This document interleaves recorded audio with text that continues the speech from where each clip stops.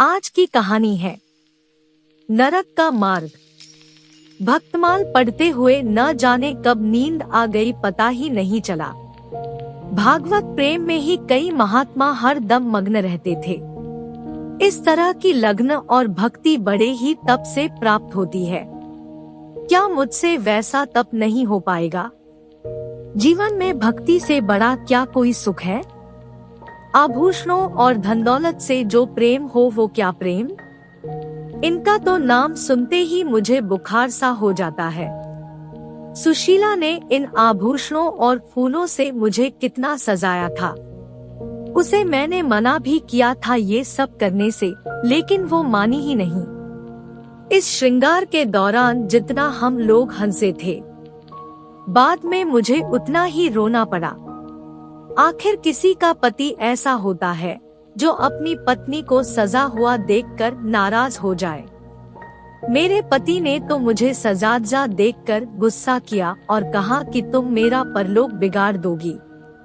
क्या किसी के पति ऐसे होते हैं जो अपनी पत्नी की खूबसूरती और श्रृंगार देखकर गुस्सा करने लगे?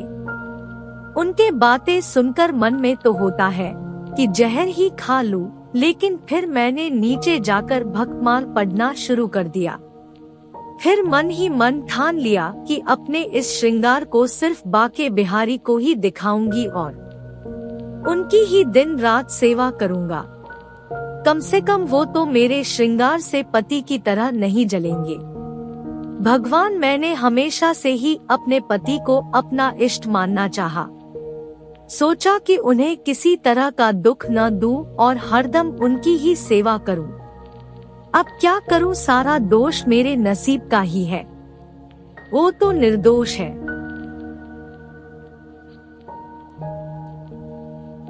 मेरे भाग्य में जैसा लिखा है मैं वो सब भोग रही हूँ। इतना सब पता होने के बाद भी जब भी उन्हें देखती हूँ तो मन में दुख होता है। जब वो कुछ दिनों के लिए बाहर चले जाते हैं तो मन का बोझ कुछ कम हो जाता है। उनके न होने से हंसने खेलने और जीवन को जीने लगती हूँ। फिर जब कुछ दिनों बाद वो लौट आते हैं तो उसी तरह का सन्नाटा और दुख छा जाता है। मेरे मन में होता है कि वो मेरे पिछले जन्म के दुश्मन रहे होंगे और उस दुश्मनी का बदला लेने के लिए उन्होंने मुझसे विवाह किया होगा। तभी न मेरा मन उन्हें देखते ही उदास हो जाता है और उनकी सूरत मुझे बिल्कुल नहीं भाती। शायद इसी वजह से वो मुझे देखकर जलते रहते हैं। विवाह न किया होता तो शायद आज सुखी होती, किंतु दुनिया का दस्तूर है कि बेटी को किसी न पुरुष के साथ जन्मों के लिए बांध दिया जाता है। यह क्या जाने कि एक युवती अपने पति को लेकर कितने सपने संजोकर रखती है। उसके लिए उसका पति कितना खास होता है, लेकिन यहाँ सब उल्टा है। इन्हें देखते ही मेरे सीने में जलन सी होने लगती है। कभी इन्हें देखकर आंखों को वो शीतलता नहीं मिली जो पति को देखकर एक युवती को मिलनी चाहिए। उधर सुशीला को देखती हूँ तो दुख और बढ़ जाता है। वो हमेशा हंसती मुस्कुराती है, कभी अपनी गरीबी का रोना नहीं रोती। न उसके पास कपड़े अच्छे हैं और न ही गहने। मकान भी छोटा सा है। मन में होता है कि काश मैं अपना धन देकर उसकी परेशानियां ले लेती। फिर होता है कि उसका पति ही उसका सबसे बड़ा धन है। उसी से सुशीला को पूरी दुनिया का सुख मिल जाता होगा। सालों से इस सवाल को मन में दफन करने के बाद होते होते एक दिन मुझसे रहा न गया। आखिर मैंने अपने पति से यह सवाल कर ही लिया कि आपने मुझसे शादी क्यों की थी। इस सवाल को सुनते ही मेरे पति ने मुंह बना लिया।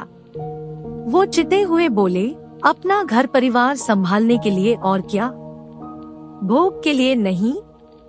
इतना सुनते ही मैंने पूछा, क्या मैं सिर्फ इस घर का ख्याल रखने के लिए हूँ? उन्होंने कोई जवाब नहीं दिया।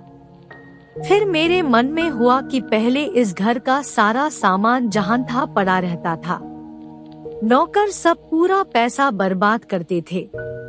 अब मैं आ गई हूँ तो इन सब का ख्याल रखना ही मेरा धर्म है और मुझे यह सोचकर खुश होना चाहिए कि इतनी संपत्ति मेरे पास है।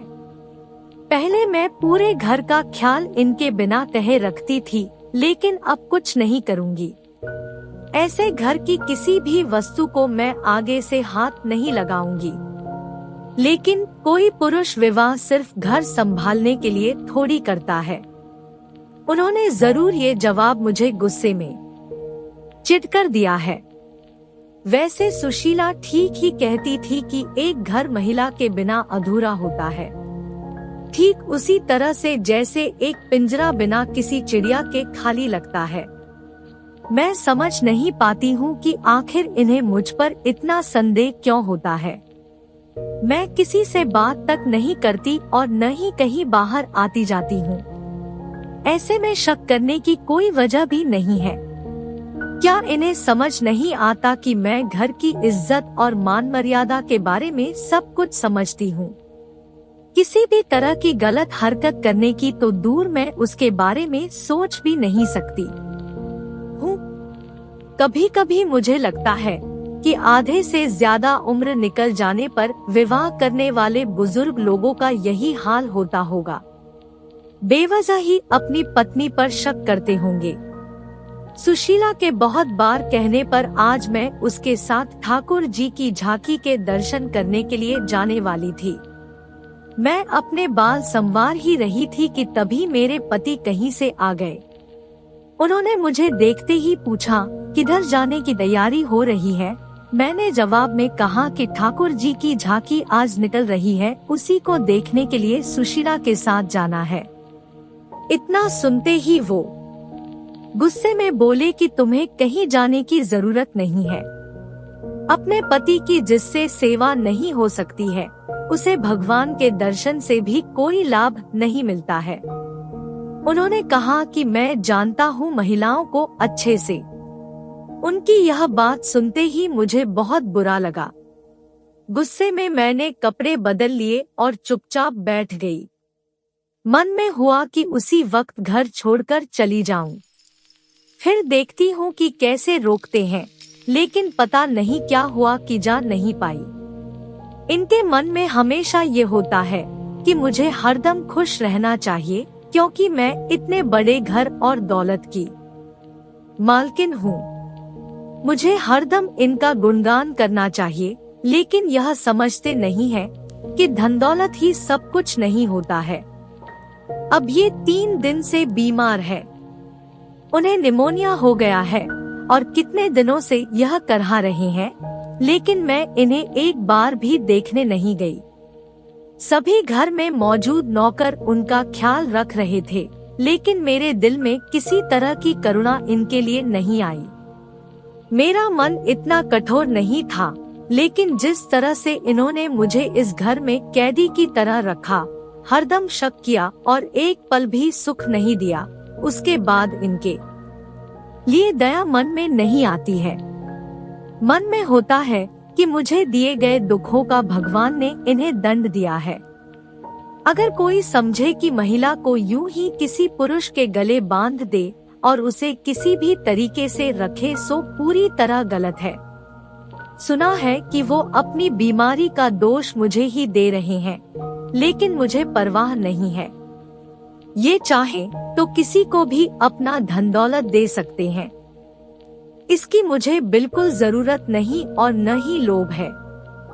होते होते एक दिन वो गुजर गए। आज उनको गए 3 दिन हो चुके हैं। मैंने उनके जाने के बाद चूड़ियां नहीं तोड़ी।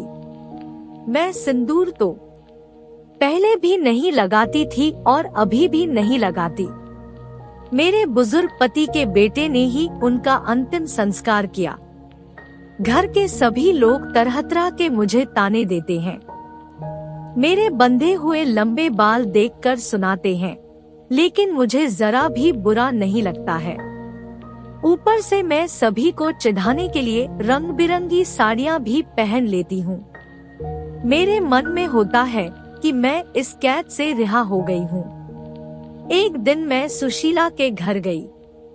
उसके घर में किसी तरह की सुख सुविधा नहीं थी, चारपाई तक वहाँ पर नहीं थी, लेकिन वो इतनी खुश थी कि उसे देखते ही मन में ऊर्जा का संचार हो जाता है। इन लोगों को गरीब और नीच कैसे समझें, जो हरदम मुस्कुराते रहते हैं और प्रेम भरी बातें करते हैं। भले ही यह आनंद पल भर का था, लेकिन इससे जीवन सफल सा लगता है। फिर एक दिन मैंने सुशीला से पूछा कि अगर तुम्हारे पति किसी दिन परदेश नौकरी के लिए चले गए, तो क्या तुम उनकी याद में रो रो कर अपनी जान दे दोगी? सुशीला जवाब में बोली, नहीं, जान तो नहीं दूंगी, लेकिन उनकी याद से हरदम मन आनंदित होता रहेगा। भले ही वो सालों परदेश में रह ले, लेकिन उनकी याद हमेशा ही मुझे खुशी देती रहेगी। मैंने भी कहा कि सुशीला, मुझे भी ऐसी ही खुशी चाहिए, जिसके आनंद में हमेशा मैं झूमती और गाती रहूं। ऐसा आनंद जो कभी कम ही न हो। मन आजकल काफी परेशान और चंचल था। होता था कि कहीं एकदम उड़ जाऊं। भक्ति के ग्रंथों को पढ़ने का भी मन न था और न ही बाहर कहीं सैर करने का। ऐसा लगता था कि मन को पता ही नहीं उसे क्या चाहिए, लेकिन मेरे दिल में अपने पुराने दुख ही चल रहे थे। अब मुझे किसी की भी निंदा से फर्क नहीं पड़ता था। दिमाग में यह बात भी उठ रही थी कि मेरे माता पिता ने पैसों के लोभ में बूढ़े से विवाह करवा दिया और उसने भी सिर्फ अपनी जिद पूरी करने के लिए मेरी मांग में सिंदूर डाला, लेकिन जिंदगी भर शक ही करता रहा। एक दिन घर के सभी लोग सो रहे थे। कमरे में मेरा दम घुट रहा था, इसलिए मैं दौड़कर उस घर से बाहर की ओर भाग गई। तभी मुझे एक बुढ़िया दिखी। मेरे मन में हुआ कि कहीं वो कोई चुड़ैल न हो। तभी बुढ़िया ने कहा कि किसका रास्ता देख रही हो? मैंने जवाब में कहा, मरने की राह देख रही हूँ। बुढ़िया बोली, अभी तुम्हारे नसीब में मौत नहीं है, तुम्हें कई सारे सुख भोगने हैं।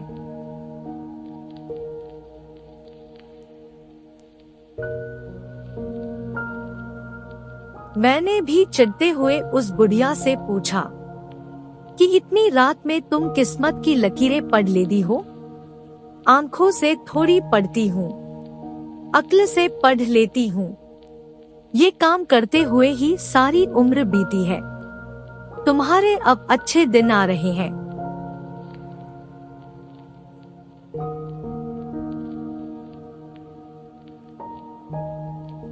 मैं बस यही चाहती हूँ, जिसकी जो मनोकामना हो वो उसे मिल जाए, जवाब देते हुए बुढ़िया ने कहा। मैंने कहा कि मुझे कोई धन दौलत नहीं चाहिए और जो मैं चाहती हूँ वह तुम नहीं दे सकती हो। तब बुढ़िया ने कहा, मैं जानती हूँ तुम्हें जीवन में सिर्फ प्रेम चाहिए और मैं यह तुम्हें दिला सकती हूँ। मैं तुम्हें प्यार की नाव में बैठा सकती हूँ। उस अम्मा की बातें सुनकर मुझे लगा जैसे कि वो स्वर्ग से मेरी मदद करने के लिए आई हो। मैंने पूछा, अम्मा तुम्हारा घर कहाँ है? उसने कहा कि पास में ही है बेटा। मैं उस अम्मा के पीछे पीछे चलने लगी। बुढ़िया के पीछे चलते चलते मुझे पता लगा कि वो किसी स्वर्ग से आई मेरी मददगार नहीं, बल्कि एक डायन ही है। कहाँ मैं अमृत की तलाश में थी और जहर मिल गया। मैं तो सुशीला जैसा सुख पाना चाह रही थी, लेकिन कहाँ डायन की चपेट में आ गई। मेरी इस हालत के जिम्मेदार लोभी माता पिता और मुझे अपनी पत्नी बनाने के ख्वाब देख रहा वो वृद्ध है, जिसने मुझे अपनी जिद के लिए पत्नी बनाया। मैं अपनी ये आत्मकथा कभी न लिखती, लेकिन मैं चाहती हूँ कि सभी माता पिता ये समझ ले कि पैसा जीवन में सबसे बड़ा नहीं होता है। मेरी चाहत है कि सब लोगों को मेरी आत्मकथा से मालूम हो कि लड़कियों का विवाह यूं ही किसी से नहीं कर देना चाहिए। किसी भी लड़की का गला इस तरह से वृद्ध से विवाह करके न घोंट दो। अब मेरे जीवन में कुछ भी नहीं बचा। सब कुछ सिर्फ माँ बाप के एक फैसले से खत्म हो गया। कहानी से सीख, बेटी का विवाह हमेशा योग्य वर से ही करना चाहिए। ऐसा न करने से उसका जीवन नरक के समान हो सकता है। योग्य वर न मिले तो सही वक्त के लिए रुकिए, लेकिन आनन फानन में किसी से भी यूं ही बेटी का विवाह न करें। Thank you for watching. Please like, subscribe and share.